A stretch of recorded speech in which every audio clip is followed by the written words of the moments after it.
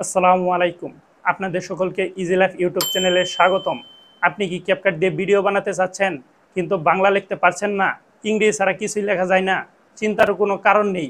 আজ আমি আপনাদেরকে দেখাবো ক্যাপকাট দিয়ে কিভাবে 10 সেকেন্ডের ভিতরে বাংলা লিখতে পারবেন।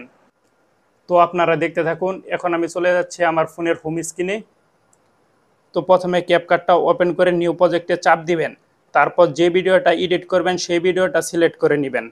তারপর টেক্সট অপশনে চাপ দিয়ে বাংলা লেখাটা লিখতে চান সেই বাংলা লেখাটা লিখবেন। আমি আপনাদেরকে দেখানোর জন্য 2 লাইন বাংলা লিখতেছি। তো আপনারা দেখতেই পাচ্ছেন আমি যে 2টা বাংলা লাইন লিখেছি, এই 2টা বাংলা লাইন সারিবদ্ধভাবে না এসে এলোমেলোভাবে এসেছে।